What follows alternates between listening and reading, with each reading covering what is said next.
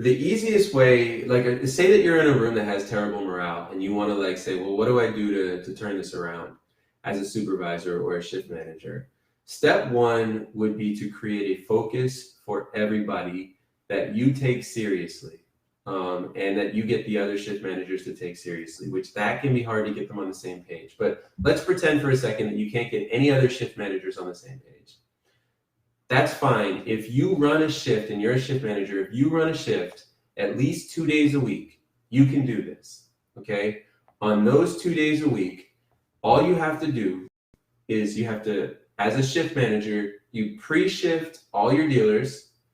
Okay. And in the pre-shift, you tell them, we're going to focus on, and you give them a finite list of rules and procedures that you're going to determine are very important. And what you're going to do is you're going to take those rules and procedures, and it might be making sure that, I mean, it could be something super simple and basic. It actually doesn't really matter what it is. If you have something to fix in the room, it's a good thing to choose, but it could be super basic, like telling dealers, okay, on my shift, every single time, we're going to, anytime there's a buy-in, we're going to take the buy-in on this side of the table. I don't want it in front of the players here or here or here.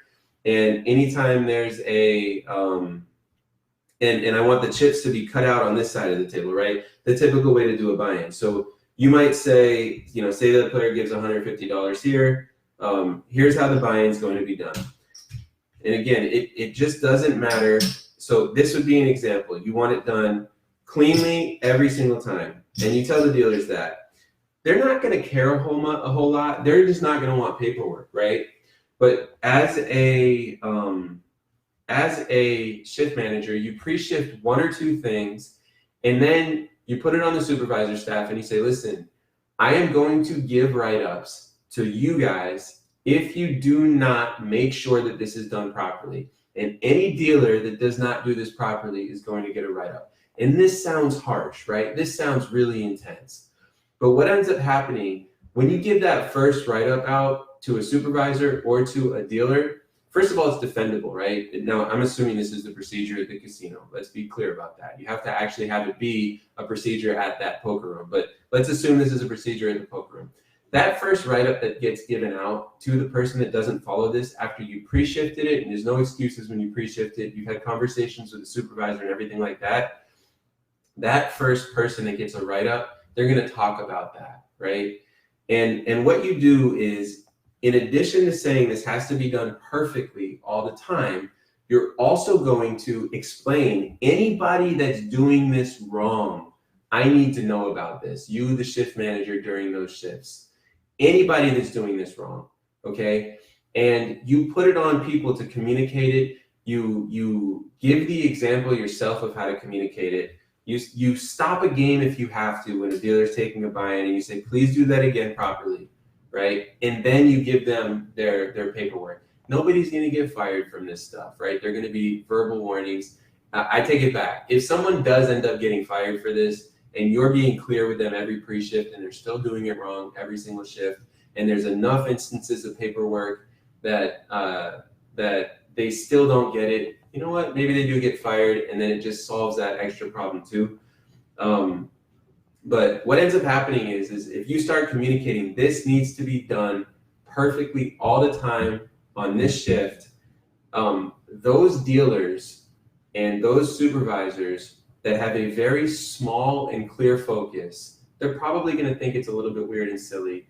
And you just tell them, listen, it's not about this. It's about creating communication, and it's about creating focus for everybody. So what ends up happening when you create communication and focus for everybody is when you're telling the brush staff to pay attention, and your chip runners brush, they're the ones that help run the room. They do the fills, they seat the players, all that stuff. When you're telling those employees to pay attention to it, and it's a focus for everybody to make sure that the one or two things that you're choosing to focus on are being done perfectly over a long period of time. This would be over like a month on your shifts, right?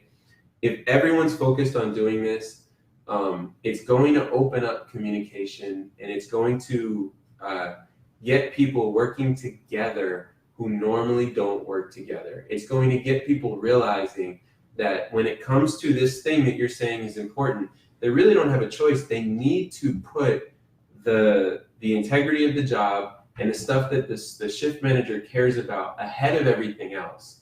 And it'll be painful for them at first, but it'll start to get easy for them to pay attention to something that is not in their personal self-interest. And as that starts to happen, and as that communication becomes clear, and as that habit gets trained for everybody, which they will carry that habit into the other days that they work too, and it'll start to rub off. As all that stuff happens, you will find that the morale of the room will go up because the focus will be taken off of the individuals. The conversation I've had about bad morale usually comes from a bunch of supervisors and shift managers that are just out for themselves and only care about themselves. And, again, I want to be clear, choosing the buy-ins like this, it's an arbitrary thing. Probably it would be better to choose something a little bit more important. But if you did the buy-ins, it would still work. It's just when people start paying attention to one rule, they end up paying attention to a lot of other rules too. And then what happens is you have this line of communication where dealers that like that things are being done well, they start coming to you with the real issues in the room. And then you start finding out what the real issues are in terms of procedure, in terms of what's going on for them, in terms of what it's like to be them in this room. And then you can create new focuses.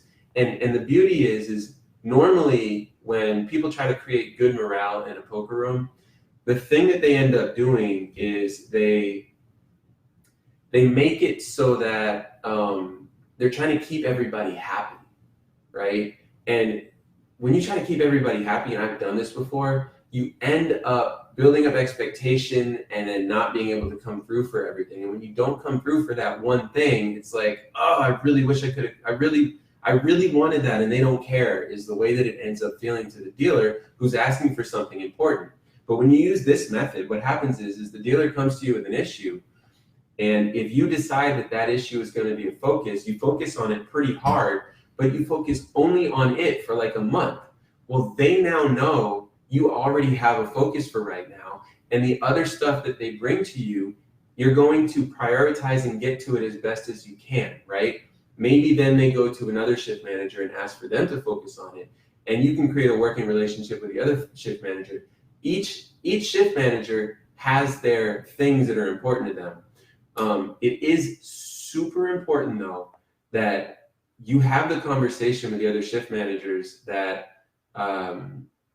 basically these things that the shift managers focus on have to be actual rules of the room, right? They can't be pet peeves of the shift managers that aren't actually rules of the room. It has to be things that the room has as rules, because otherwise you end up with habits that get trained that aren't actually the correct procedure for the room, and it ends up undermining everything that you're doing. But this is a very effective method to bring people together and get everybody on the same page for morale, right? If you have everybody focusing on something together, everybody is not focused on themselves anymore. And if the supervising staff is focused on it, you don't have to be quiet, it's cool. Yeah, if the supervising staff is focused on it, and the dealing staff is focused on it, and the other people that work in the room are focused on it too, it's almost like taking the ball of yarn and distracting the kitty, right? Like you're taking all of that focus off of themselves. And at the end of the day, like I said, once the habit is trained and everybody knows that it's serious, because you will give out paperwork if you need to, once the habit is trained, it doesn't take any effort for them to continue it. Now you've trained your staff with something that was a problem at some point, no longer a problem.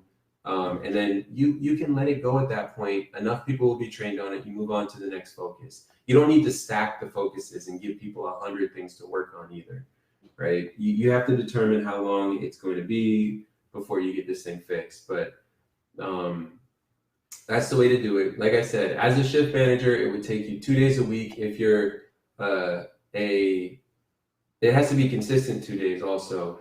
And you have to pre-shift it every time and be clear about it and talk through everything that you need.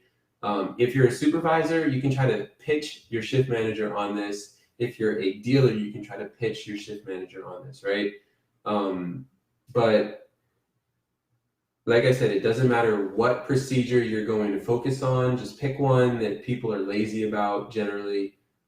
Pick one that people maybe even have issues with, but it also has to be something that comes up frequently enough, right? Like buy-ins happen a lot. Bank maintenance might be one that you focus on.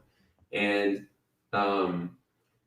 when a dealer complains about getting a write-up for poor bank maintenance, or they come up with their excuses and everything, all you have to do is you tell them, listen, I understand that this is very, very nitpicky, okay? My purpose in doing this is to create better bank maintenance, but also to get everybody focused on the job.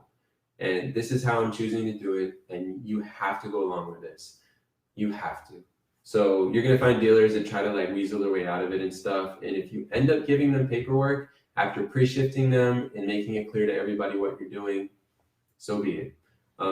You might need to go to the lengths of keeping track of which dealers are in these pre-shifts, but everybody needs to be crystal clear about what it is you're trying to do. And everybody in the room needs to be crystal clear that they need to participate as well. If you find that people are not participating, such as the chip runners and all that, and they don't want to say anything, I understand that people don't want to rat other people out, but if you watch somebody look at the bank, pull them aside, tell them, I just watched you do that, right? Tell your supervisor staff, I just watched you right by that messy bank and you didn't tell anybody about it, right? If they're going to get in trouble for not saying anything, at the end of the day, they're going to start saying something. And yeah, that's how to get everybody to work together. So, poker rooms are tough because people work individually from one another and they're stuck dealing with customers. And then dealers go on breaks every hour and a half to 2 hours generally. And when the dealers are on breaks, part of the nature of why this dynamic exists is so that dealers can vent, because there's just a lot of stuff that happens throughout your day that you got to get off your chest. And providing good customer service a lot of the time means not saying anything. So, dealers are almost trained to let it all out, and bitch, right? And if they are trained to do that, they're going to bitch about the supervising staff. They're going to bitch about the other dealers. They're going to bitch about the people doing fills and people seating players and the people running the room. And honestly, it's healthy to give them somewhere to do that so they don't blow up when they're at the table. But it does also train them to be negative, train dealers to have bad morale. And so giving people a shared focus is the way to fight that, basically.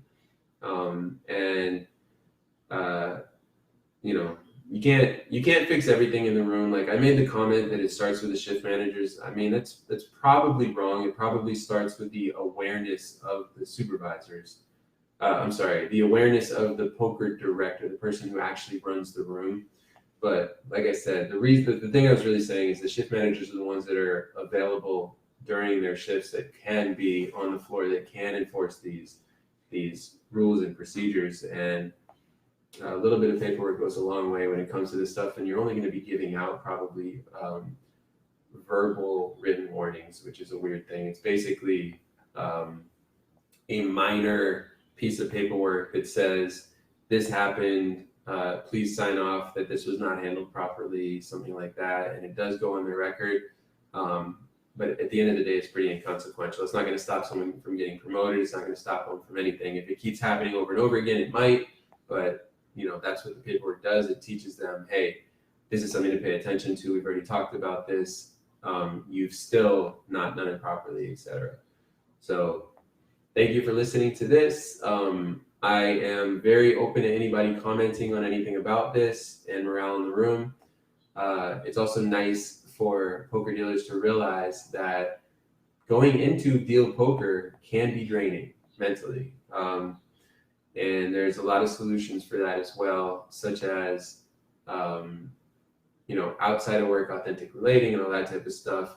By the way that Ultimate Software handles stuff like this in order to keep morale up is they literally hire people at the company to pay attention to how everybody feels working there. And they are emotional problem solvers. They call them people officers, and it's genius. It's on top of the human resources department. If any casino were to ever pick that up, I guarantee that casino would do better and have more money overall, even though they'd be paying those employees, because the good vibes that come, that's how I'll say it, the good vibes that come from everybody feeling taken care of, they work wonders for getting the guests to feel good. So I am mentioning that too, but yeah, hope you guys enjoyed this.